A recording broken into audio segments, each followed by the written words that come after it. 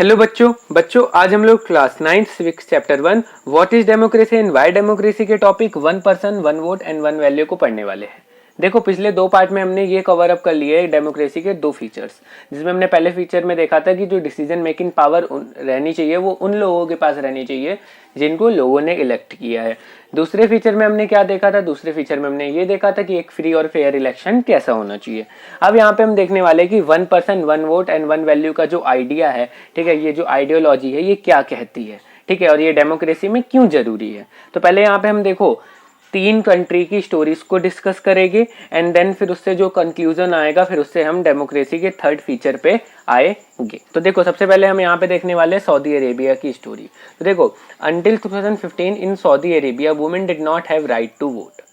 मतलब देखो Saudi Arabia में 2015 तक, ठीक है, जो वहां की वुमेन्स होती थी उनको वोटिंग राइट नहीं था, वो वोट नहीं कर सकती थी।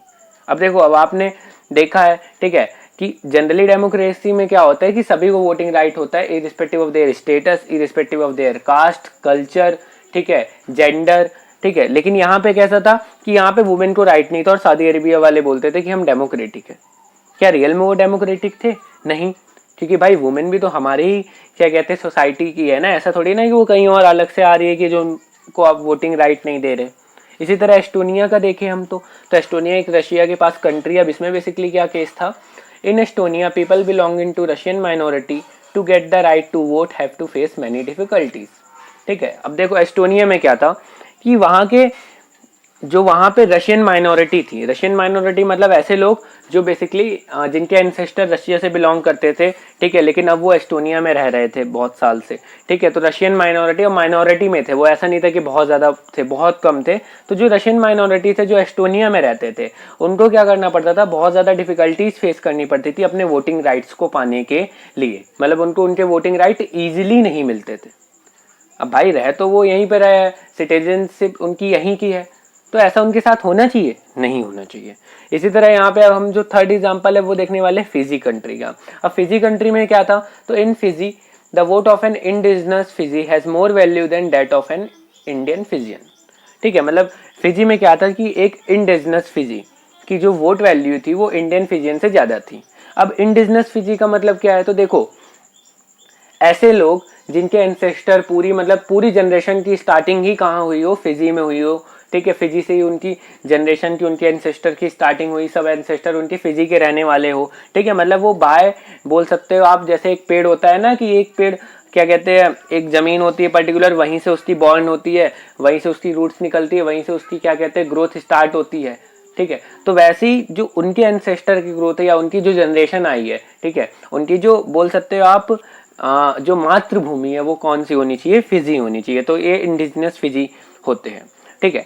तो अब इनकी जो वोटिंग वैल्यू थी वो इंडियन फिजियन से ज्यादा थी। अब इंडियन फिजियन कौन थे, देखो इंडियन फिजियन वो थे, जैसे आप जानते थे कि जब हमारे यहाँ ब्रिटिशर्स थे तो ब्रिटिशर्स क्या करते थे कि यहाँ से लोगों को ले जाके अलग अलग कंट्रीज में छोड़ देते थे फार्मिंग करने को, एज अ सर्वेंट मतलब बेच दिया जाता था, ठीक है, इंडियंस को ब्रिटिशर्स के द्वारा अलग अलग कंट्री में। तो ऐसी जो फिजियन में इंडियन गए थे, ठीक है, आज से 60 70 80 साल पहले, ठीक है। तो अब उनकी जो आने वाली जनरेशन है वो तो वहीं रह रही है, वहीं की सिटीजनशिप है, लेकिन अब वो इंडिजिनस फिजी नहीं है, वो कैसे फिजी है अगर देखा जाए रियल में, इंडियन फिजियन, ठीक है। तो यहाँ पे क्या था कि इंडिजिनस फिजी की वोटिंग राइट क्या है, इंडियन फिजियन से ज्यादा ली जाती है। लेकिन ऐसा होना चाहिए? नहीं भाई, रह तो वो अब आपके यहाँ ही रहे हैं, ठीक है, और इतने साल से अब रह रहे, वहीं की सिटीजनशिप है, ठीक है, उनको भी अपने राइट का अधिकार है। तो यहाँ पे देखो हमने जो इन तीन कंट्रीज के एग्जाम्पल को देखा, तो ये दिखाना चाहते हैं कि हाँ हम डेमोक्रेटिक है, लेकिन रियल में ये डेमोक्रेटिक नहीं है, क्योंकि यहाँ पे सारे लोगों को इक्वल वोटिंग राइट नहीं है। तो यहीं से हमें डेमोक्रेसी का थर्ड फीचर मिलता है, that is democracy is based on a fundamental principle of political equality. अब देखो डेमोक्रेसी पूरी बेस्ड है पॉलिटिकल इक्वालिटी के प्रिंसिपल में। पॉलिटिकल इक्वालिटी मतलब हर जगह इक्वालिटी रहनी चाहिए, ठीक है, सब लोगों को इक्वल राइट मिलना चाहिए वोटिंग का, सबके वोट की इक्वल वैल्यू रहनी चाहिए, ठीक है। जो हम थर्ड फीचर यहीं से हमें मिल जाता है कि in a democracy each adult citizen must have one vote and each vote must have one value. किसी भी डेमोक्रेसी में, ठीक है, सारे एडल्ट सिटीजन देखो अब अलग अलग कंट्री के लिए जो एडल्ट सिटीजन की लिमिट होती है वो अलग अलग होती है। जैसे हमारे इंडिया में 18 प्लस के जो सिटीजन होते हैं उनको एडल्ट सिटीजन माना जाता है। तो सारे एडल्ट सिटीजन के वोट की वैल्यू 1 होनी चाहिए, सबको एक वोट राइट रहना चाहिए, सबको वोट को इक्वल ट्रीट करना चाहिए irrespective of their status, culture, religion और जेंडर। तो ये हमारा डेमोक्रेसी का थर्ड फीचर है। अगर ऐसा किसी कंट्री में नहीं है तो वो डेमोक्रेटिक भले अपने आप को बोल रही है लेकिन रियल में वो डेमोक्रेटिक नहीं है। तो देखो यहाँ पे हमने डेमोक्रेसी का अपना थर्ड फीचर डिस्कस कर लिया है। अब नेक्स्ट पार्ट में हम लोग देखेंगे डेमोक्रेसी का फोर्थ एंड लास्ट फीचर। तो तब तक के लिए अगर वीडियो अच्छी लगी है तो वीडियो को लाइक कर दें, चैनल को सब्सक्राइब कर दें। मिलते हैं नेक्स्ट पार्ट में।